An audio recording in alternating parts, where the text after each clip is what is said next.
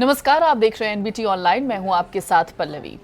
आज बेहद खास मुद्दे पर बातचीत करने वाले हैं। जिस मुद्दे पर बातचीत करेंगे, पहले उस खबर को आप समझ लीजिए। खबर दरअसल ये है कि परमबीर सिंह को भगोड़ा घोषित किया गया है।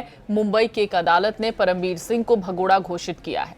शब्द भगोड़ा अक्सर हम सुनते हैं और इस शब्द को अपने अपने तरीके से हम इसका विश्लेषण करने की कोशिश करते हैं, लेकिन भगोड़े का मतलब होता क्या है? हम आम इंसान जैसे भगोड़े की बात अगर हम सुनते हैं या फिर इस शब्द को हम सुनते समझते हैं तो हमारे दिमाग में सबसे पहला ख्याल ये आता है कि जो भाग जाता है उसको भगोड़ा कहते हैं। लेकिन कानून की नज़र में भगोड़े का मतलब क्या होता है? मतलब ये जो भगोड़ा शब्द है, कानून उस भगोड़े शब्द को किस तरीके से देखता है, आज हम इसका विश्लेषण करने वाले हैं। यानी हम आपको बताने वाले हैं कि आखिरकार भगोड़ा किसे घोषित किया जाता है, भगोड़ा होता कौन है और किस कानून के तहत और कब उसे भगोड़ा घोषित किया जाता है। तो चलिए जानते हैं। तो सीआरपीसी की धारा है 82, जिसके तहत किसी भी फरार व्यक्ति के लिए एक उद्घोषणा की जाती है।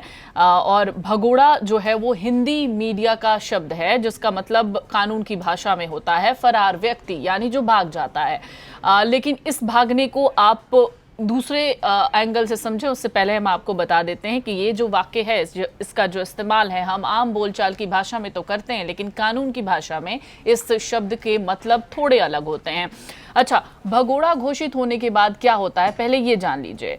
अधिवक्ता जो एडवोकेट्स हैं वो ये कहते हैं कि धारा 82 के तहत अगर किसी व्यक्ति की उद्घोषणा होती है, यानी भगोड़ा घोषित होने के बाद आरोपी की संपत्ति कुर्क करने की कार्रवाई शुरू हो जाती है, चाहे उसकी कोई भी संपत्ति कहीं भी क्यों ना हो। ये एक तरीका होता है उसको वापस बुलाने का। संपत्ति की कुर्की का प्रावधान सीआरपीसी की धारा 83 में है।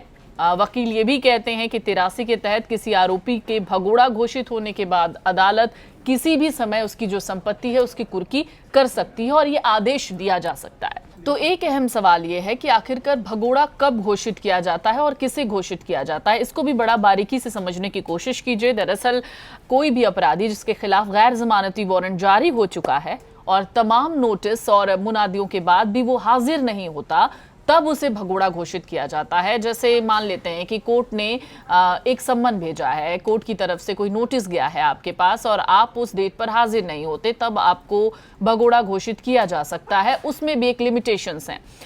अच्छा, और यही एक विकल्प बचता है कोर्ट के पास कि आपको भगोड़ा घोषित करे जब आप न जाएं उस नोटिस पर। भगोड़ा घोषित किए जाने के बाद, जैसा कि पहले ही बता चुके हैं हम आपको, चल अचल जो भी संपत्ति है उसको कुर्क करने का अधिकार भी मिल जाता है। और ये कुर्की की जो कार्रवाई होती है, इससे ये उम्मीद की जाती है कि जो आरोपी है वो कुर्की के डर से वापस आ जाएगा। तो कुर्की भी करने का मकसद यही होता है कि जो भगोड़ा है, जिसे भगोड़ा घोषित किया गया है, उसकी वापसी हो जाए। इसको और भी बारीकी से समझने के लिए आप हमारे साइट पर विजिट कर सकते हैं कि आखिरकार ये कानून क्या है, एग्जैक्टली सीआरपीसी की धारा 82 क्या है, 83 के तहत क्या होता है। इसके लिए हमारे आप वेबसाइट पर जाकर पढ़ भी सकते हैं और समझ सकते हैं इस पूरे टॉपिक को। लेकिन आपको बता दें कि ये आज मुद्दा क्यों छिड़ा, भगोड़ा घोषित होने वाला, और भगोड़े को लेकर, इस शब्द को लेकर हमने एक विश्लेषण करने की कोशिश क्यों की, तो इसकी एकमात्र वजह है परमबीर सिंह, जिनको मुंबई की अदालत ने भगोड़ा घोषित किया है। लेकिन उनके बुरे दिन कैसे शुरू हुए ये भी आप समझ लीजिए। रियल एस्टेट डेवलपर और होटल व्यवसायी विमल अग्रवाल ने एक आरोप लगाया है कि परमबीर सिंह, रियाज भाटी और विनय सिंह ने 2 बार और रेस्तरां पर छापेमारी नहीं करने के लिए उनसे 9 लाख रुपए वसूले थे। उन्होंने ये भी दावा किया था कि ये जो हुआ वो जनवरी 2020 और मार्च 2021 के बीच हुआ था। अग्रवाल, जिसने शिकायत दर्ज की है, उसने 6 आरोपियों के खिलाफ आईपीसी की धारा 384, 85 और 34 के तहत मामला दर्ज करवाया है। परमबीर सिंह के खिलाफ ठाणे में वसूली का मामला दर्ज हुआ है।